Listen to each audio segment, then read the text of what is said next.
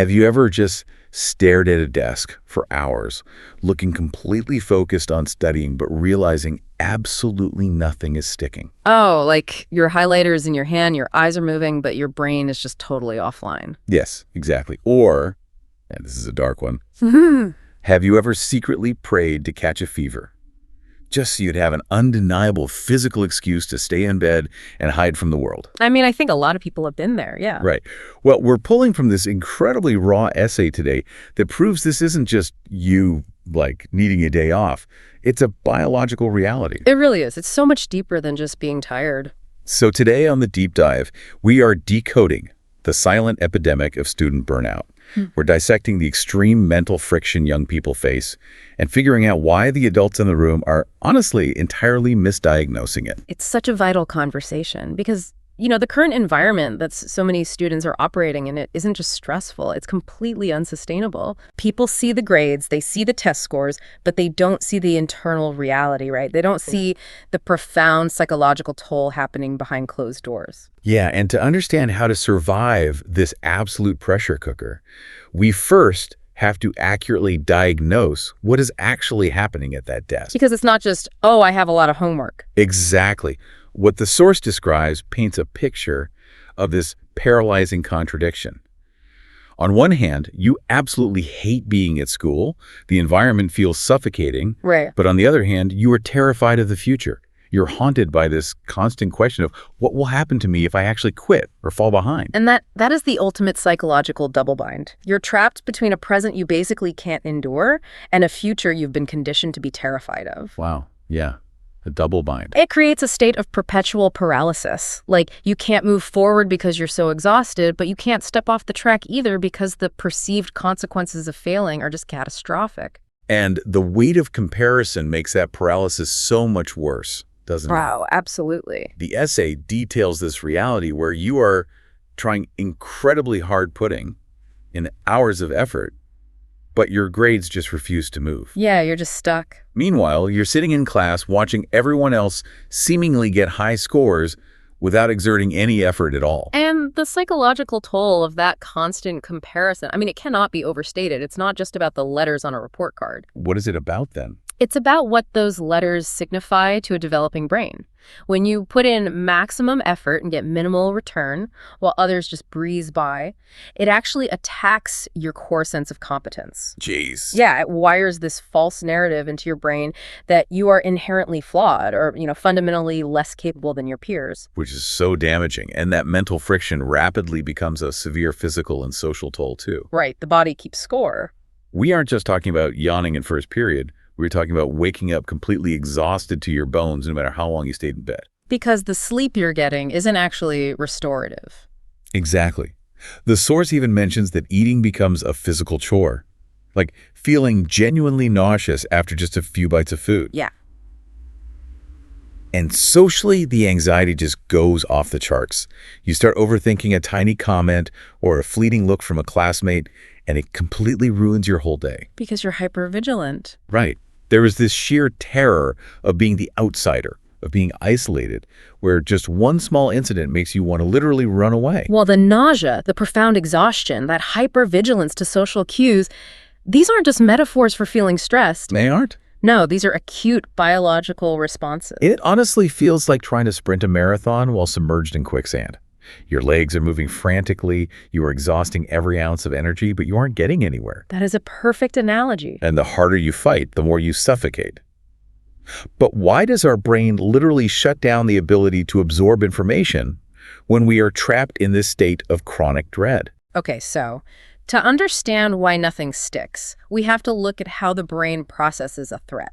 Okay. When you are in a state of chronic dread, your amygdala, which is the brain's threat detection center, is constantly firing. So it's basically an alarm going off. Exactly. It's sounding an alarm telling your entire nervous system we are in mortal danger. So your body initiates a fight, flight, or freeze response. Which totally explains the physical symptoms. Mm-hmm. The nausea, the inability to eat. That is just the body preparing for a literal emergency. Right. I mean, digestion is not a biological priority when you are running from a predator. That makes so much sense. In this case, the predator is tomorrow's exam. or the fear of academic failure, but the brain doesn't know the difference. Wow. It just reacts to the stress. Yeah. And furthermore, when the amygdala is hijacked like this, it actively reroutes power away from the prefrontal cortex. And the prefrontal cortex does what exactly? That is the part of your brain responsible for complex thought, memory retention, learning. Oh, wow. So you're literally fighting your own biology. Oh. You physically cannot absorb the calculus or the history debates in front of you because your brain has shut down non-essential functions to focus entirely on surviving the perceived threat. So the mental blocks aren't a lack of effort. Not at all. They are your body hitting its absolute physiological limits in a high-stakes, hyper-competitive environment. Because the brain is physically rerouting power away from learning, the student literally ends up staring blankly at a page. Yeah, just totally frozen. But from the other side of the room, to a parent or a teacher, that biological shutdown looks identical to something else entirely, laziness. Which is the core tragedy of this whole epidemic. The physical symptoms of burnout are severe, but they are entirely misinterpreted by the outside world. Right. This leads to a massive systemic misdiagnosis of the problem. And our source emphatically states that this paralysis is not what parents or teachers call laziness or being soft. It's really not. It has absolutely nothing to do with a refusal to work hard. What the student is experiencing is deep mental pain. Deep pain. Yet the constraints these students are under are entirely ignored by the system. Like, we're looking at environments where students get less than 1 day off per week. Which is basically illegal in the adult working world, by the way. Seriously. The anxiety spikes the literal second they walk through the front door at home because tomorrow is already looming. There's no downtime. And the logistical realities mentioned in the essay are stark. Students are rationing bathroom breaks. They're skipping dinner just to have enough time to wash their hair before they have to start studying again. It strips away fundamental human needs. It really does. When a young person is rationing meals and basic hygiene just to keep up with homework, they are no longer living.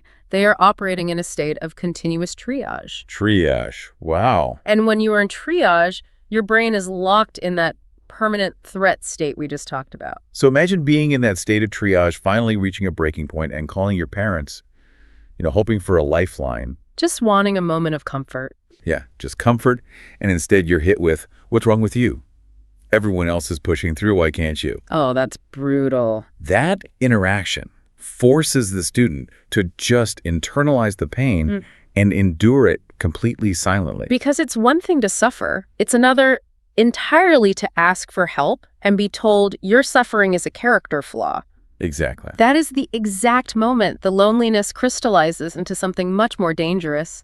It creates this profound sense of isolation. But let's play devil's advocate and look at this from the parent's perspective for a second. Okay, sure. They are looking around and they do see other kids seemingly pushing through. Okay. They see the neighbor's kid getting those high scores, balancing 3 different clubs, and applying to top schools. Right, the highlight reel. Yeah, so it's very easy to see why a parent who might be incredibly stressed about their child's future themselves defaults to, you're just not trying hard enough. I get that. So how do we translate this biological shutdown into a language that parents and the educational system can actually understand? It's a crucial perspective, honestly. Parents are observing a reality where some students appear to be thriving. Keyword being appear. Right. But what they don't see is the invisible cost being paid behind closed doors. Or they just assume that quiet suffering is the standard price of admission for success. Which is so messed up. It is. So to translate this pain, we have to introduce a concept from psychology known as learned helplessness. Learned helplessness. I've heard of this, like the classic experiments where if an animal is put in an uncomfortable situation and learns it can't escape, it eventually stops trying. Exactly. Even when a door is finally opened, it just stays there. Wow. Martin Seligman's foundational research in the 1960s demonstrated exactly this. When a subject is exposed to continuous, unavoidable stress and they learn that their actions have absolutely no impact on the outcome, their brain literally wires itself to stop trying. So the heavy workloads paired with impossible parental expectations, that creates this exact trap for students. Precisely. They study for 6 hours, fail the test, and get yelled at. They study for 2 hours, fail the test, and get yelled at. Eventually, the brain says, effort is futile. So the student staring blankly at the desk isn't choosing to do nothing. No. Their brain has learned that doing something doesn't change the painful outcome. It is a defense mechanism against continuous, unresolvable failure. Wow. If parents and the system could just understand that pushing a child past their cognitive and emotional capacity doesn't build resilience, it breaks the machinery. Yeah, the engine hasn't run out of gas. The engine is overheating and physically cannot turn over. I love that. Exactly. But here is the reality check from our source material. You cannot magically change the crushing expectations of the educational system overnight. Unfortunately, no. You probably aren't going to change your parents' minds by tomorrow morning either. So since the system isn't changing right now, how do you actually survive tomorrow? That's the real question. The source provides a tactical shift that is all about building a defense mechanism out of micro-joys and self-compassion. Because when you cannot control the macro, the school system, the testing culture, the parental expectations, you have to fiercely guard the micro. I really like that. The first tactic the essay offers is to stop forcing impossible targets. Yes. If you are studying and getting absolutely nowhere, it is not your fault. Your current physiological state just isn't clicking with the method. Right. You're offline. Instead of sitting there staring at a wall for 4 hours, punishing yourself, the advice is to focus on efficiency. Okay. Use those small, fleeting windows where you actually can concentrate to absorb what you can and just let the rest go. You really have to work with your nervous system, not against it. If your prefrontal cortex is offline, staring harder at the textbook won't turn it back on. Yeah, that makes sense. Accepting that reality without layering guilt on top of it is the very first step to finding any kind of balance. The second tactic is actively seeking out small joys. The author suggests buying yourself little things that make you happy. Nice. Watch a favorite show, just so you have something to look forward to during the day. They specifically say to bring snacks to make the grueling hours bearable. Snacks are important. Right. And at first glance, reading that, you think, is a bag of chips really going to fix systemic academic burnout? It sounds a bit trivial. It does. But looking deeper, it almost feels like hoarding these tiny pockets of joy, like a specific snack or a 20-minute episode of a show, is a way of building psychological armor. It's guerrilla warfare against burnout. Oh, that is precisely what it is. And it taps into a critical psychological framework called the locus of control. Locus of control, what's that? In psychology, your locus of control is basically how much agency you believe you have over your own life. Okay. In a high-pressure school environment, a student's locus of control is entirely external. The bell dictates when they sit, the teacher dictates when they speak, the schedule dictates when they can eat. Or, as we mentioned, when they can literally wash their hair. Right. You feel 100% powerless. You are just a passenger in a vehicle. Yeah. Someone else is driving very, very fast. Exactly. So by intentionally injecting a micro joy into that environment, like choosing to eat a specific snack at a specific time, or strictly dedicating 20 minutes to a show you love, regardless of the homework pile, you are reclaiming an internal locus of control. Wow. These aren't just trivial treats. They are necessary acts of self-reconciliation. Reclaiming a 1% margin of control over your day actually prevents the psychological collapse of feeling entirely controlled by the system. You're proving to your own brain that you still have agency. Precisely. Speaking of reclaiming agency, the source addresses the intense loneliness we talked about earlier. Yeah, the isolation. If you haven't found your friend group yet, Mm-hmm. and you feel totally isolated at school, it suggests using a book or a journal. Use them not just as a temporary escape from the noise, but as a tool for your own personal growth. Because a journal is a safe space where you don't have to perform. No grades. Right. There are no rubrics, no grades, no parental expectations. It's a place to process that deep mental pain without judgment, which, again, reinforces that internal locus of control. That's beautiful. Huh. Then there is the ultimate weapon in this survival guide. Oh, yeah. Sleep. The big one. The source practically begs the reader to prioritize it. Sleep deprivation is actively destroying both mental and physical health. It really is. The advice is to use every single break, every spare minute on the bus or between classes, just to close your eyes and rest.